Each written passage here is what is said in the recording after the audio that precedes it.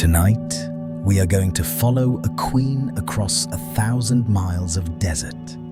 A queen who heard a far-off rumor of the wisest king in the world and set out across the burning sand to seek them. With her own eyes, whether such a thing could possibly be true. Her story comes to us from the Bible, from the old book we call First Kings, written down nearly 3,000 years ago. And the curious thing is that this oldest account of her, for all the fame it gave her, never tells us her name. It calls her only the Queen of Sheba, the queen of a rich and distant land at the far southern edge of the known world. And it tells how, 1 year long ago, word reached her of a king named Solomon, away to the north in a city called Jerusalem. A king said to be wiser than any man alive and richer than any king had a right to be. And how, rather than simply wonder about him from afar, she did a remarkable thing. She gathered up the treasure of her kingdom and a great train of camels, and she crossed the whole length of the desert to find out for herself. Tonight, slowly and gently, we are going to make that journey with her, all the way from her golden country in the south to the king's court in the north, and all the long way home again. But before we set out, if these slow journeys through history help carry you off to sleep, take a moment now to subscribe to the channel, and we will be here to do this for you again, every single night. Whenever sleep will not come and find us, and we will slip away together to some quiet and far-off place, and let the rest of the world go dark. We are going to travel the way she traveled, without hurry, moving by the cool of the evening across great calm seas of sand, stopping at quiet wells under the stars, drawing slowly nearer to the lamplit city on its hill. If you fall asleep somewhere along the road, somewhere out on the dark dunes with the camels swaying around you, that is exactly as it should be. The road will still be here when you wake. It has been here a very long time already. So settle in and let the day fall away behind you. Picture, if it helps, a low warm fire and a soft map spread open on a table, its edges curling, its ink faded, showing a long, thin road that runs up the side of a great desert from a green dot in the far south, all the way to a small walled city in the north. We are going to follow that road from one end to the other and back again, and we are in no hurry at all. Let's begin in her own country, in the south, where the journey starts. Far away at the bottom of the great Arabian desert, where the dry land at last runs down toward a warm and distant sea, there lay in those days a kingdom called Saba. We would place it now in the south of Arabia, in the land that is today called Yemen, a kingdom so far from Jerusalem that few in the king's court had ever met anyone who had been there. To the people of the north, Saba was a name at the very edge of the map, a place that rumor said was impossibly rich, where the air itself was sweet, and where a queen sat on a throne of gold. And the strange thing is, the rumor was more or less true, for Saba was rich, fabulously rich, and its wealth came from something you could not eat or spend or wear. It came from a smell. In the dry hills of that southern country and in the lands just across the water, there grew a certain scraggly, stubborn little tree. It was not much to look at, low and twisted, clinging to the rock, its bark pale and peeling. But if you cut into that bark, something remarkable happened. The tree wept. A milky resin welled slowly up out of the wound and hardened in the sun into pale golden tears, and those hardened tears, when you dropped them onto hot coals, released a fragrant blue-white smoke unlike anything else in the world. This was frankincense.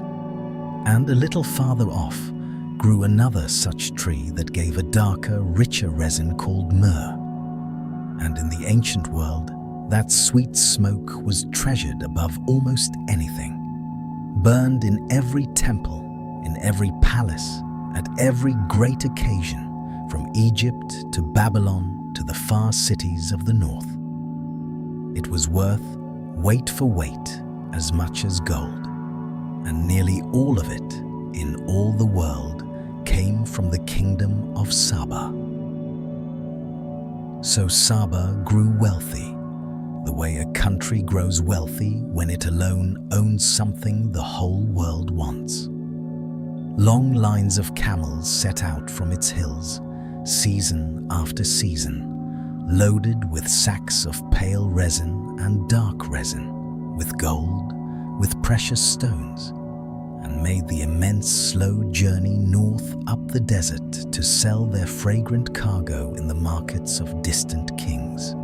The road they followed became one of the great roads of the ancient world, worn into the sand by generation after generation of caravans.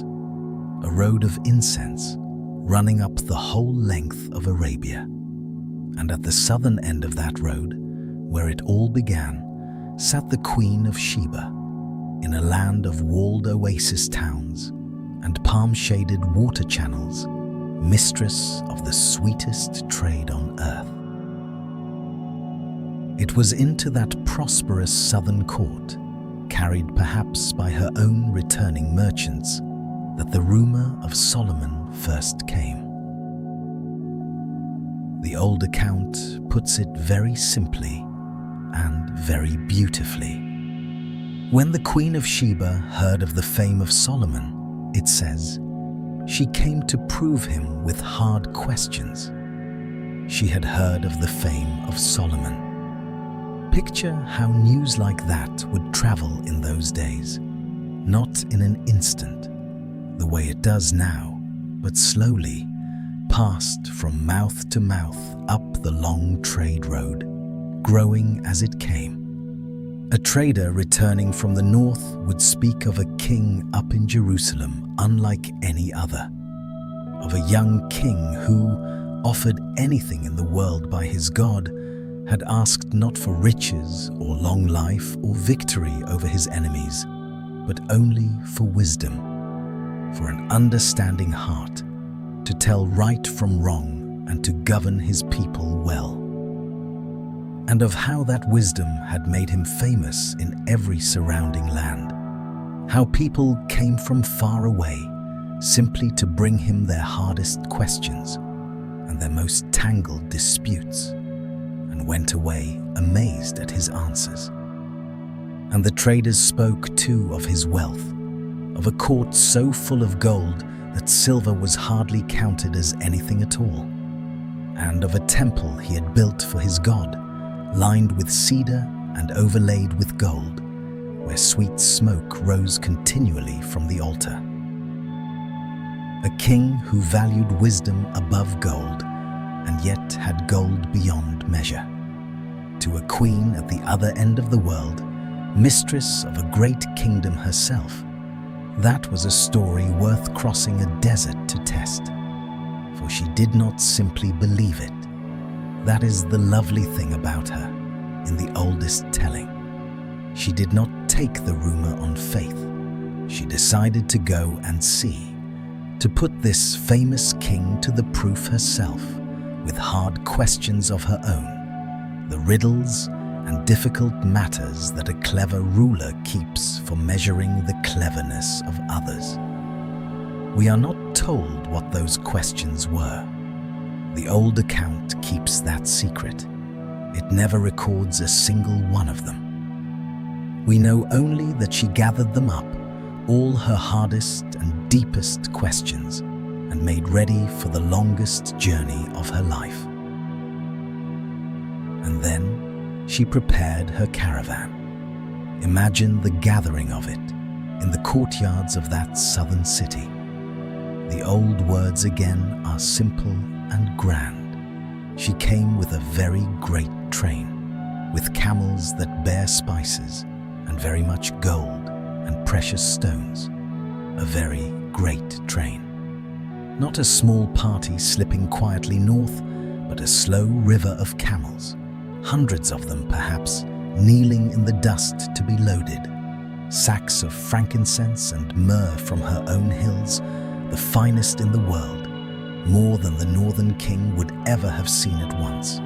Chests of gold, pouches of precious stones, bolts of fine cloth, and the rare goods that the incense road gathered up from distant lands. A queen does not arrive at the court of the wisest king on earth with empty hands. She brought, you might say, the whole sweet wealth of her kingdom with her, piled high on the backs of her patient camels, to lay before him and to see if he was worthy of it.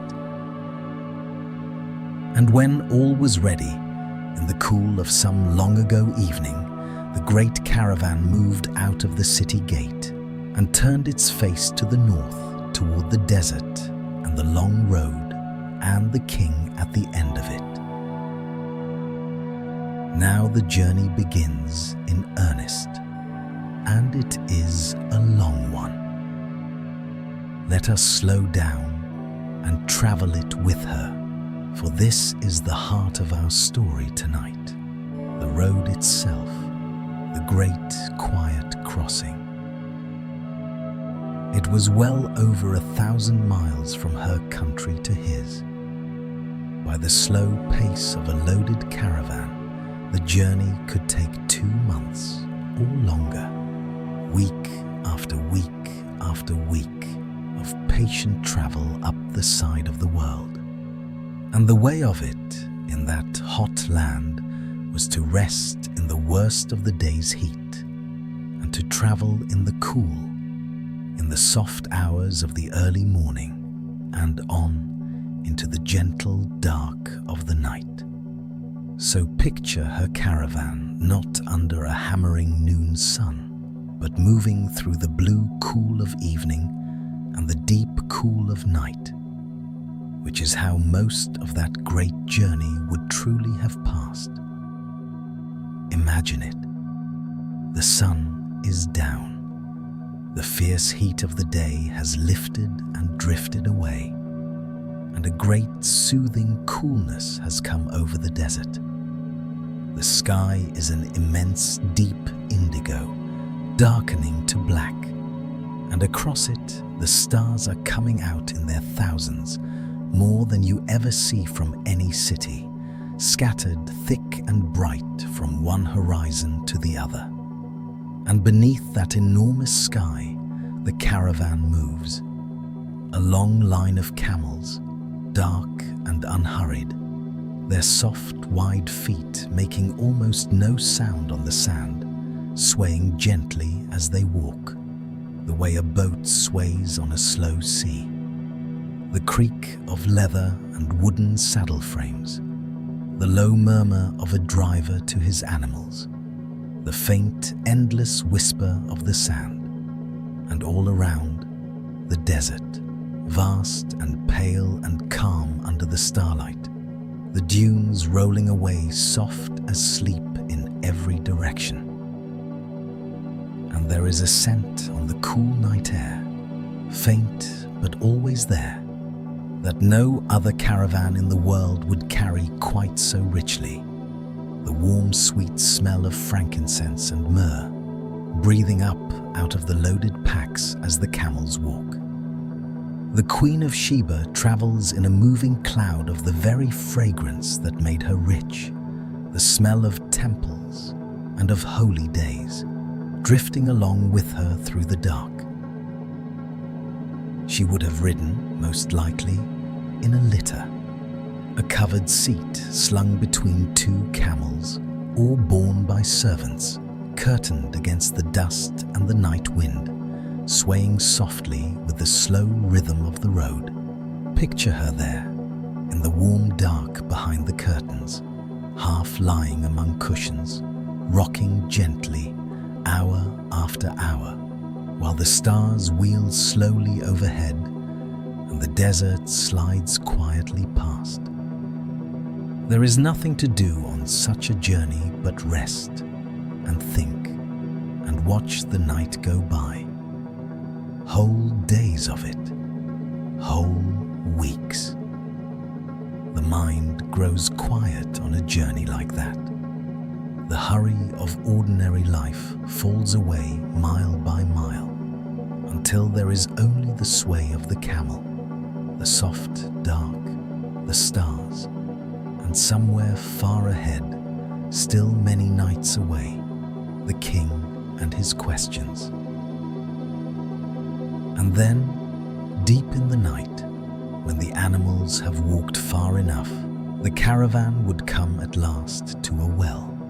There were stations along that great road, places known to every caravan, where water rose up cool and secret in the middle of all that dryness, and a traveler could stop and rest. Picture the slow arrival in the small hours, the camels kneeling, groaning softly, glad of the rest, the unloading of the packs, a fire lit, small and warm and orange in all that blue darkness, the drawing of water, the low voices of tired travelers settling for the few hours before dawn, and the queen stepping down from her litter under that blazing field of stars in the deep stillness of the desert night, with the whole long road behind her and the whole long road still ahead, and the cool, sweet air, and the silence, and the fire. Then sleep in a tent or under the open sky, while the desert kept its great patient watch all around. And in the gentle cool before the next sunrise, up again and on and north.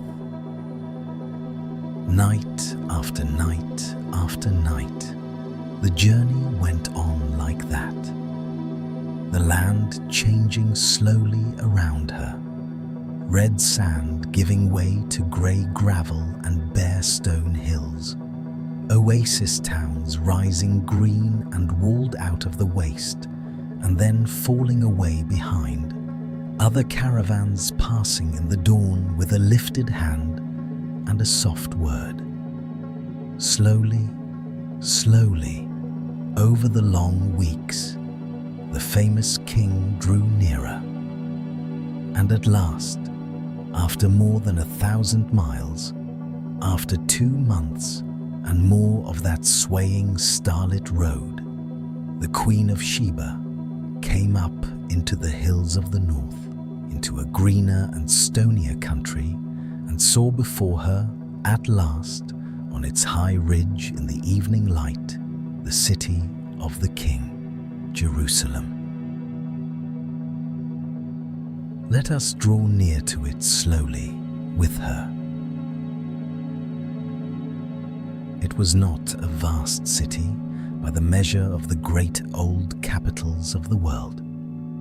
It was a walled town on a high stony ridge, strong and close built, its houses of pale dressed stone climbing the slope, smoke rising softly from 1,000 evening fires.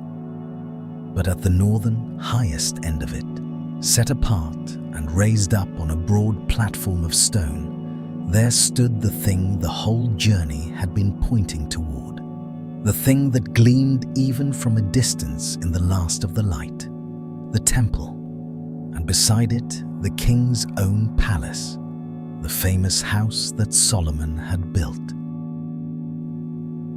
Picture the arrival, after so long on the road, the great dusty caravan winding up the final approach in the golden evening. Word running ahead through the streets that the Queen of the far south, the Queen of the Incense lands, had come. The people gathering, the gates of the king's court opening, and the Queen of Sheba, road-worn and travel-stained, and yet every inch a queen, passing in through those gates with her hundreds of camels behind her, with all the sweet treasure of Saba, into the court of the king she had crossed the world to test. And here, the old account does something quietly wonderful. It does not rush to the riches.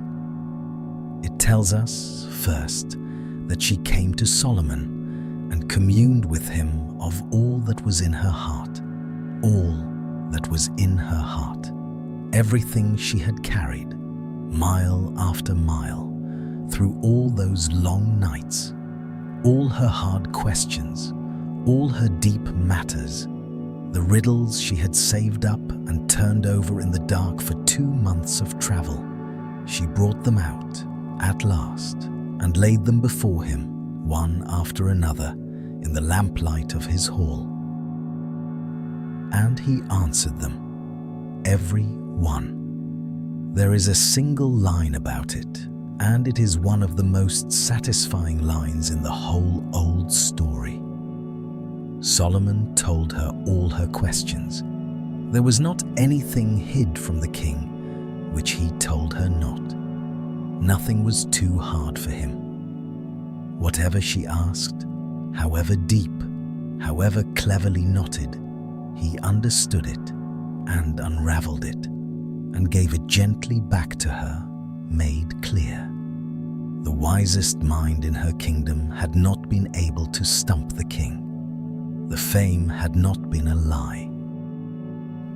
And then she lifted her eyes from the questions and looked around her and saw the rest of it. And the old account lingers lovingly over everything she saw, because it is all the proof of his wisdom made visible.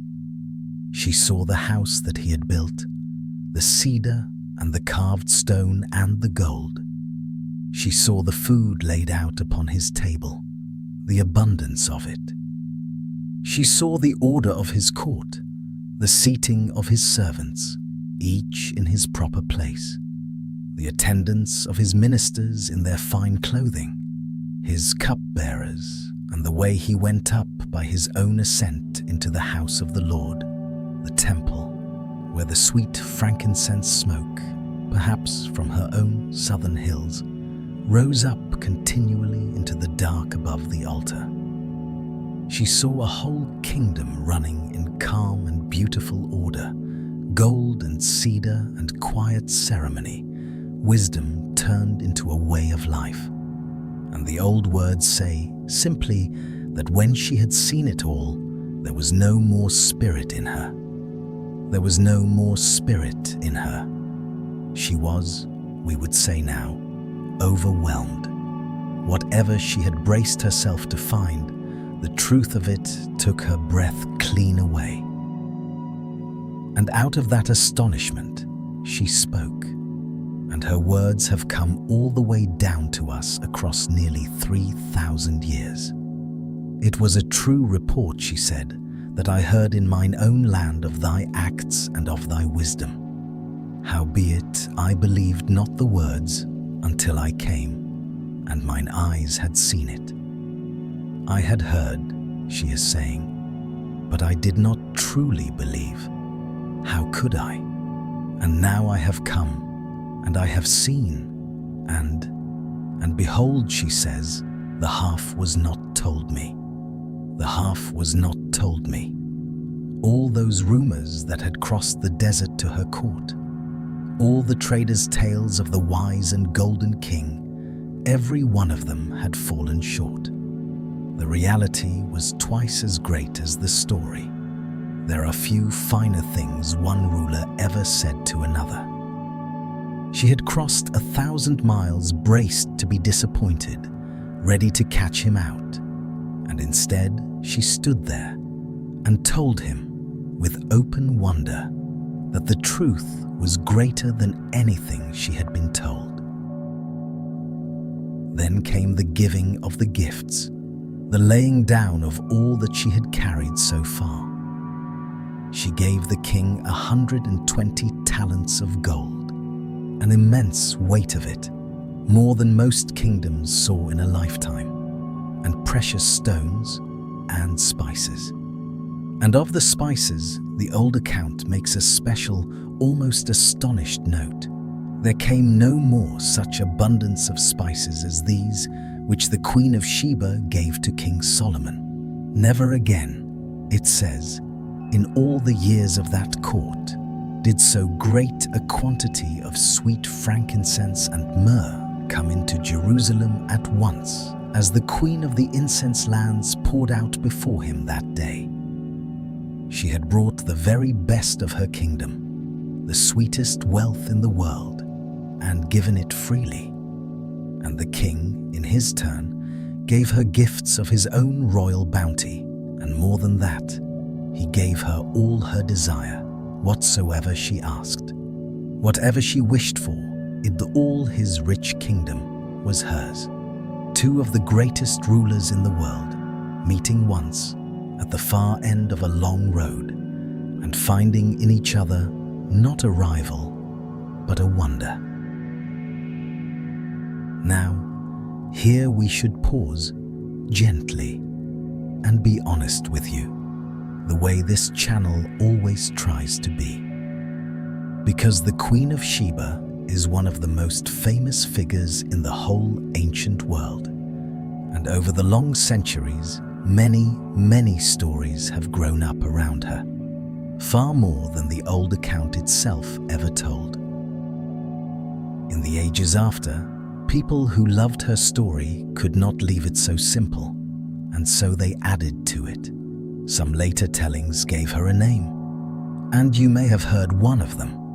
But the truth is that the Bible itself never names her at all. The names came much later, in other lands and other centuries, and we cannot say what she was really called. Some later tellings turned that single dignified meeting into a great romance, and gave the king and the queen a child, and built whole royal lines and legends upon him. But the Bible says nothing of any of that, only that she came and questioned and marveled and gave her gifts and was given gifts in return. And some later tellings added strange and magical scenes of glass floors mistaken for water and tests and tricks. But those too are the inventions of much later storytellers, embroidering a tale they loved.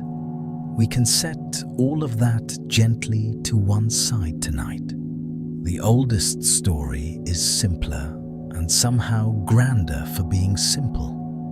A wise queen and a wise king, meeting once and recognizing each other across all the distance of the world. That is the story we have crossed the desert to tell, and it needs no embroidery. Even the deeper question, whether it happened just so and just then, is one the record will not quite settle for us. It was all so very long ago, near 3,000 years, and the kingdom of Saba left us no account of its queen's great journey. We have only the king's side of the story, written down in the north. Scholars still wonder over the exact years and over how the timing fits together, and the honest answer is that we cannot be entirely certain of every detail across so vast a gulf of time. But the road was real. The kingdom of Saba was real, rich on its sweet smoke at the bottom of the world. The incense caravans truly crossed that desert, season after season. And the old account of the meeting is so calm, so particular, so full of small, true-sounding detail. The seating of the servants, the abundance of the spices, that it has the quiet ring of something remembered. We will let it stand as it has stood for 3,000 years and simply travel it and let it carry us off to sleep. For now, the visit draws toward its close. The questions have all been answered. The wonders have all been seen. The gifts have been given and received.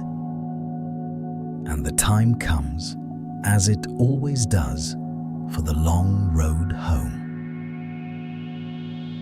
The old account closes her story in a single quiet line, and it is the gentlest possible place for us to turn back toward sleep.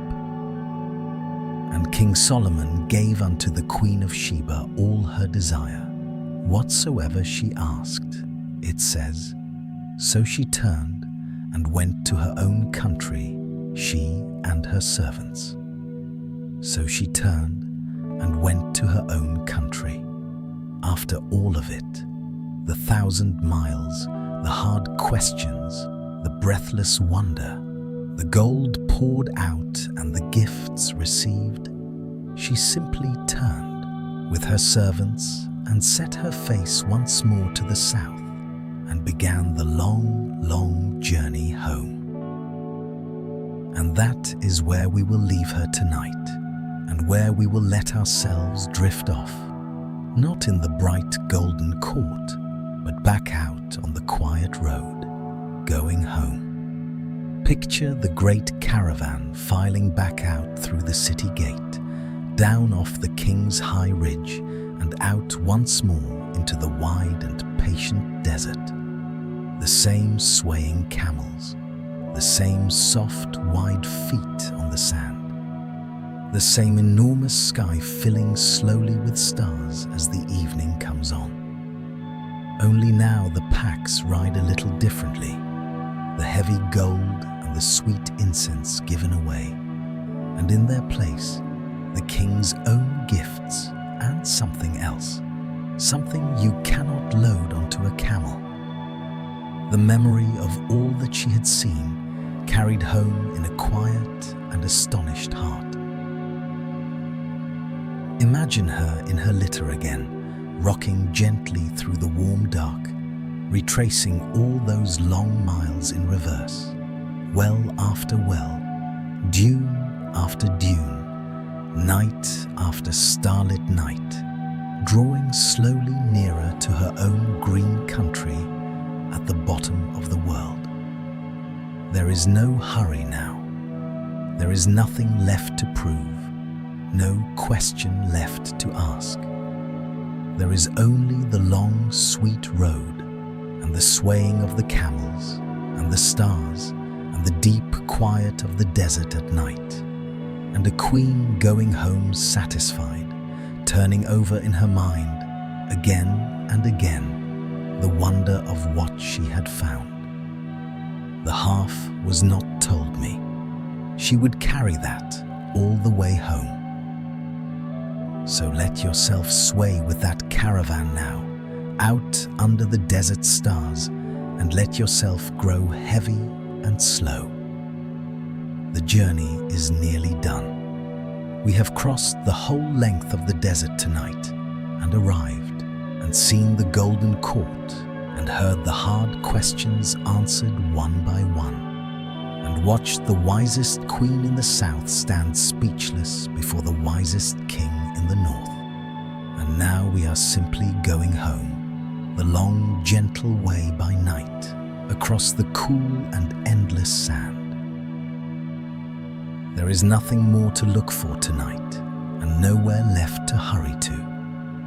Let the golden court fade softly behind you, the cedar and the gold, the rising incense, the king on his throne. Let the hard questions go. They have all been answered. Let the road carry you, mile after quiet mile, the way it carried her, swaying and slow beneath the stars. The camels know the way. The wells are all where they should be. The desert is calm and vast and kind, and the night is long, and there is nothing at all you need to do but rest, and let yourself be carried gently home. Sleep now, traveler.